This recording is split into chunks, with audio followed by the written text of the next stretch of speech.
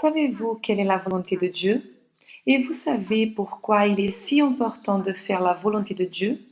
C'est ce dont nous allons parler dans notre vidéo d'aujourd'hui.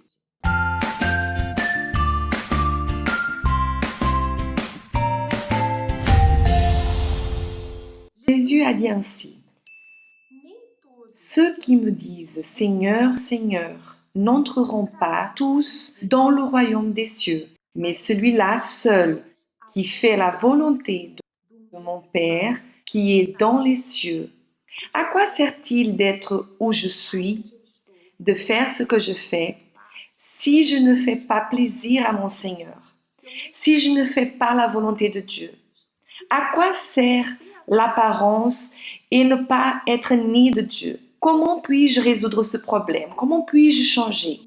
Nous allons vous donner les pas à franchir pour résoudre ce problème. Le premier pas, c'est de me voir. Je dois me regarder. Je dois me connaître moi-même. Je dois m'examiner, comme le dit la parole de Dieu. Je dois m'examiner et voir si je suis dans la foi. Pourquoi dois-je m'examiner? Je dois m'examiner parce que la parole de Dieu dit que notre cœur est tortueux par-dessus tout. Je ne peux pas faire confiance à mon cœur. Je dois donc toujours me connaître, me voir, toujours à la recherche de savoir qui je suis, toujours m'examiner pour que je ne fasse pas ce que ce cœur tortueux veut.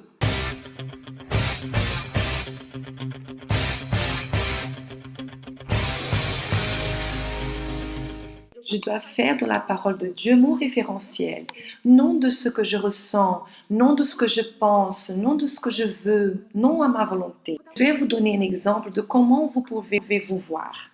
Allons voir, la Bible dit que mes pensées et les paroles de ma bouche devraient également plaire à Dieu. Qu'est-ce que cela signifie, Sandra? Si ce que je dis est agréable, de la même manière, ce que je pense doit être agréable. Je ne peux pas dire quelque chose de gentil, mais dans ma pensée, je pense à quelque chose de mauvais. Par exemple, vous prenez votre téléphone portable, vous êtes sur Facebook et vous voyez une photo d'une amie à vous et vous dites: Mon Dieu, je ne crois pas qu'elle ait posté cette photo. Regarde, le maquillage n'est pas bon, les cheveux ne sont pas bien, cette tenue ne lui va pas. Et là, vous laissez un commentaire: Mon amie, trop belle, tu déchires. Qui êtes-vous en ce moment? Peut-être ce que vous avez dit a été agréable à votre ami, mais ce que vous avez pensé fut aussi agréable. Et vous saviez que Dieu voit nos pensées. Il entend ce que nous pensons comme si nous parlions. Les pensées sont mots à Dieu. Ensuite, votre cœur tentera de minimiser votre attitude en disant: Ah, tu ne lui as pas dit ce que tu pensais parce que si tu le lui disais, elle allait être fâchée contre toi. Tu as dit quelque chose qui lui a plu, tu lui as fait du bien. Non, vous n'avez pas été gentil avec elle, vous n'avez pas été sage, vous ne vouliez pas blesser votre ami, vous avez été hypocrite. Le mot est vilain, n'est-ce pas? Et c'est cela, vous n'avez pas été honnête. Et maintenant, Sandra, qu'est-ce que je dois faire? J'ai découvert que je suis hypocrite. Mon Dieu, c'est la fin du monde. Non, ce n'est pas la fin du monde. La Bible dit que lorsque nous nous humilions devant Dieu, il nous élèvera.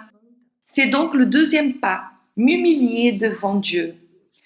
Je lui confesse, lui expose ma honte, ce qui est laid en moi. Pendant que je me cache, pendant que je résiste, que je ne parle pas, que je ne confesse pas, que je ne reconnais pas, je résiste. Il ne peut pas m'aider. Il ne peut pas me relever. Il ne peut pas me concerter. Quand je m'humilie devant Dieu, quand je dis ceci: mon Dieu, je suis hypocrite et je ne veux pas être comme ça. J'ai honte d'être comme ça. Mon Dieu, aide-moi. Mon Dieu, pardonne-moi. Donne-moi la force, donne-moi le courage de vaincre, de faire ce qui est juste. Et il va vous élever. Et cela ne s'arrête pas là, puisque chaque fois que quelqu'un venait à Jésus, reconnaissant son erreur, lui demandant de l'aide, il disait: va et ne pêche plus. Alors le troisième pas est que vous abandonniez votre péché. C'est que vous changiez de direction, arrêtiez de faire ce que vous faisiez auparavant et commencez à faire ce que dit la parole de Dieu. Rappelez-vous que j'ai dit que la parole de Dieu est notre manuel. Donc, vous allez regarder ce manuel, vous allez regarder cette carte et vous allez faire exactement ce qui est écrit. Vous suivrez les instructions, car dans la parole de Dieu, nous trouvons sa volonté. Rappelez-vous ce que nous avons lu au début. Ceux qui me disent Seigneur, Seigneur n'entreront pas tous dans le royaume des cieux, mais celui-là seul qui fait la volonté de mon Père qui est dans les cieux. Alors ceux qui font de la parole de Dieu leur manuel, ceux qui suivent les instructions de la parole de Dieu, sont ceux qui entreront dans son royaume. Le royaume de Dieu n'est pas pour ceux qui ne pratiquent pas sa parole. Il ne laissera personne entrer dans son royaume sans qu'il fasse sa volonté. Ce serait injuste, n'est-ce pas? Le quatrième pas et dernier consiste donc à vous maintenir dans la volonté de Dieu. Faire la volonté de Dieu, c'est le fait de se remplir constamment de sa parole, remplir votre esprit des pensées de Dieu. Vu que vous faites de la parole de Dieu votre guide, il dirigera vos pensées, vos attitudes, votre comportement, vos décisions et vous serez au centre de la volonté de Dieu. D'accord? J'espère vous avoir aidé. Je suis Sandra Gouveia, directement du Temple de Salomon.